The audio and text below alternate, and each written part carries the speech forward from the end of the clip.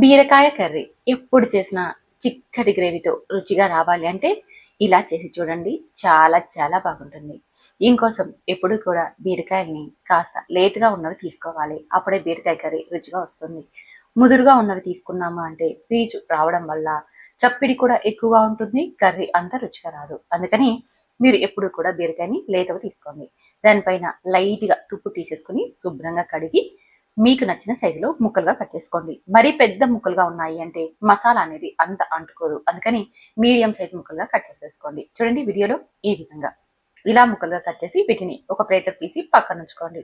ఇప్పుడు స్టవ్ మీద ప్యాన్ పెట్టుకొని అందులోకి 1 స్పూన్ దాకా ధనియాలు, 3 ఇంచుల కొబ్బరిని, అలాగే 2 నుంచి 3 స్పూన్ల దాకా వేరుశనగ విత్తనాలను వేసి ఇవన్నీ చిన్న మంట మీద మంచిగా వేయించండి.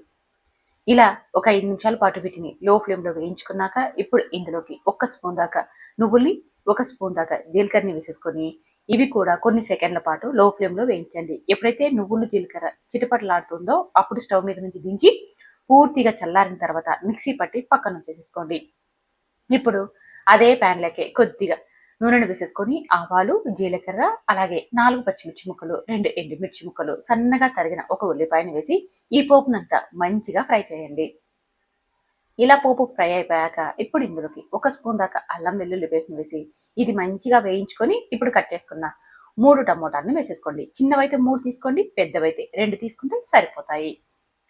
టమోటా సాఫ్ట్గా అయిపోయాక 1 స్పూన్ దాకా చిల్లీ పౌడర్ లేదా మీరు తినగలిగే కారం బట్టి వేసేసుకోండి. 1/2 టీ స్పూన్ దాకా పసుపును వేసేసి ఈ చిల్లీ పౌడర్ పసుపుని కొన్ని సెకండ్ల పాటు వేయించుకొని తర్వాత ఇందులోకి కొద్దిగా కరివేపాకును మనం కట్ చేసి పెట్టుకున్నాం కదా ఈ బీరకాయ ముక్కల్ని వేసేసుకొని ఇదంతా బాగా కలిసేలాగా కలిపి మూత పెట్టి మంటని పూర్తిగా లో ఫ్లేమ్లో ఉంచి ఒక 5 నిమిషాల పాటు మగ్గించుకోవాలి. వాటర్ వేయకండి. చూడండి, మనం వాటర్ వేయకున్నా సరే బీరకాయలో నుంచి నీళ్ళు వచ్చేసి మనకి బీరకాయ అనేది సాఫ్ట్గా అయిపోతుంది. ఇలా ఒక 5 నిమిషాలు మూత పెట్టి మగ్గించుకున్నాక ఇప్పుడు ఇందులోకి మనం గ్రైండ్ చేసి పెట్టుకున్నాం కదా కొబ్బరి, నువ్వులు, వేరుశనగ విత్తనాలు, ధనియాలు, ఆ పౌడర్ని వేసుకోవాలి. అలాగే రుచికి సరిపడా ఉప్పును కూడా వేసి ఈ మసాలా అంతా బీరకాయ ముక్కలకి బాగా అంటేలాగా కలుపుకున్నాక ఇప్పుడు ఇందులోకి గ్రేవీకి సరిపడా వాటర్ని యాడ్ చేసుకోవాలి. గ్రేవీ అనేది మరి పల్చగా ఉండకూడదు, అలానే థిక్గా ఉండకూడదు, మీడియంగా ఉంటే సరిపోతుంది. మీరు ఒక గ్లాస్ వాటర్ దాకా వేసుకున్నారంటే అంటే ఒక 200 ml వాటర్ వేసుకున్నారంటే సరిపోతుంది.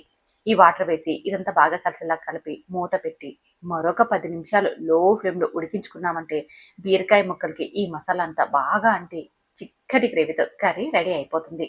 మీరు 10 నిమిషాల తర్వాత మూత తీసి ఒక్కసారి మీరు బీరకాయ ముక్కలు మెత్తబడ్డాయో లేదో స్పూన్తో కానీ లేదా చేత్తో కానీ నలిపి చూడండి. మీకు బీరకాయ ముక్క మెత్తబడింది అంటే తర్వాత రుచికి సరిపడా ఉప్పు అయిందో లేదో చెక్ చేసేసుకోవచ్చు. చూడండి, చిక్కటి గ్రేవీతో ఎంత బాగుందో. రైస్లోకైనా, ముద్దలోకైనా, చపాతీ, పూరి ఇలా అన్నింటిలోకి చాలా చాలా టేస్టీగా ఉంటుంది. గ్రేవీ కూడా చాలా రుచిగా ఉంటుంది. మరి ఇలా ట్రై చేస్తారు కదా, ఒకసారి బీరకాయ కర్రీని ఈ విధానంలో ట్రై చేసి టేస్ట్ చేయండి. మీకు ఎలా వచ్చిందో టేస్ట్ కూడా కామెంట్ చేయండి.